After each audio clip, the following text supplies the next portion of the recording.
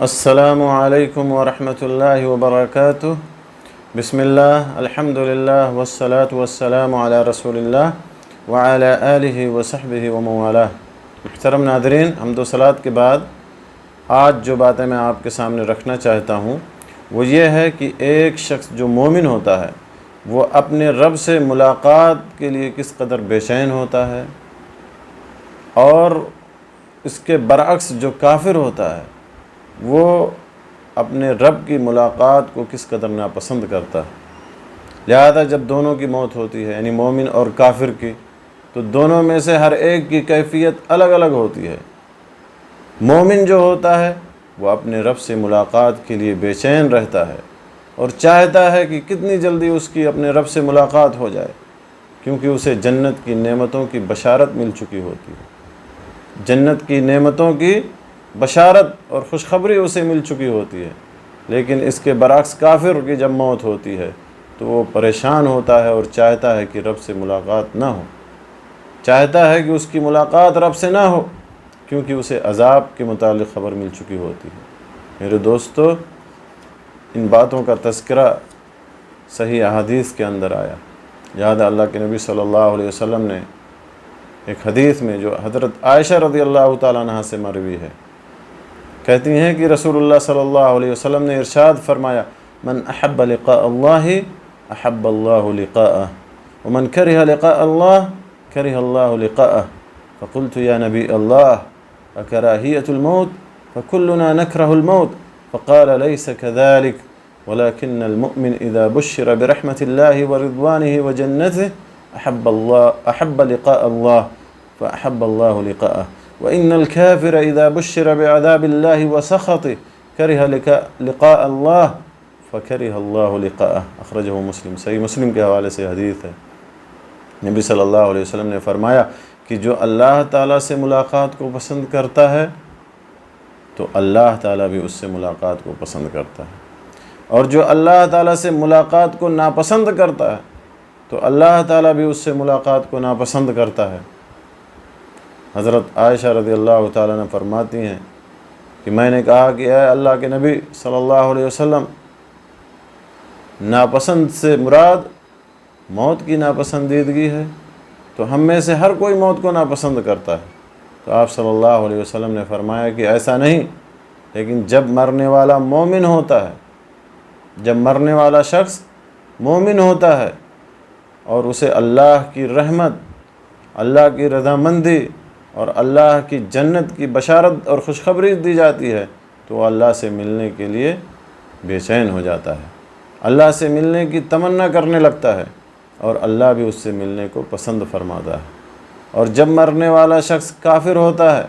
اور اسے اللہ تعالیٰ کے عذاب اور اس کی ناراضگی کے بارے میں اطلاع دی جاتی ہے تو اللہ تعالیٰ سے ملنے کو ناپسند کرتا ہے، تو اللہ بھی اس سے ملاقات کو ناپسند کرتا ہے۔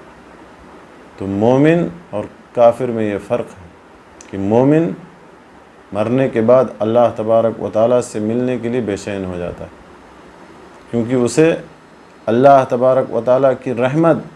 اللہ کی رضامندی، اللہ کی جنت کی خوشخبری ملی ہوتی ہے، اور جب کہ کافر یہ اللہ تعالیٰ سے ملنے کو ناپسند کرتا ہے،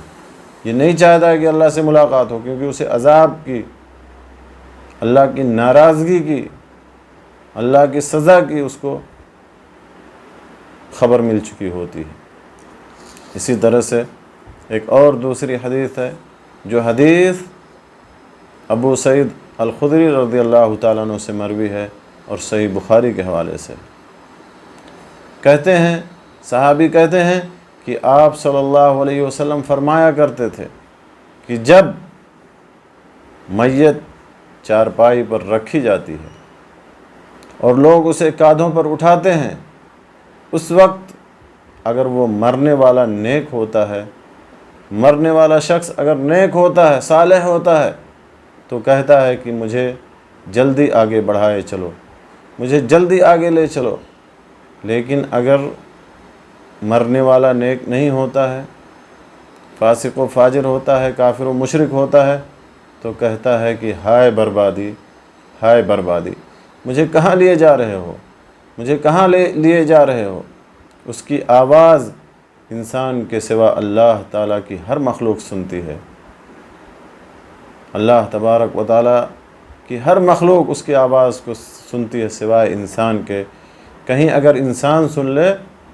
تو بے ہوش ہو جائے۔ تو میرے دوستو، جو مومن ہوتا ہے وہ مرنے کے بعد اللہ سے ملاقات کے لیے بے چین ہو جاتا ہے اور کہتا ہے کہ مجھے آگے لے چلو، مجھے جلدی آگے بڑھائے چلو۔ لیکن جو کافر ہوتا ہے وہ مرنے کے بعد اللہ تبارک و تعالیٰ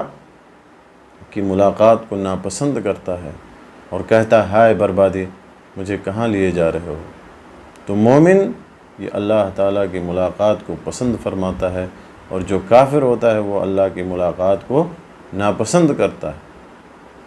کیونکہ مومن کو بشارت مل چکی ہوتی ہے، خوشخبری مل چکی ہوتی ہے، اور کافر کو اللہ کی عذاب کی اطلاع اور خبر مل چکی ہوتی ہے۔ لہذا ہمیں دنیا میں ایسے اعمال کرنا چاہیے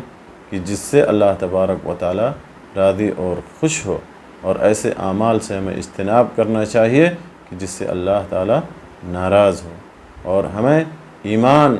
اور دین اسلام پر ہمیں ثابت قدم رہنا چاہیے۔ اللہ تبارک و تعالیٰ ہمیں اس کی توفیق دے۔ آمین۔ وآخر دعوانا ان الحمد للہ رب العالمین، وصلی اللہ علی نبینا محمد وعلی آلہ وصحبہ اجمعین۔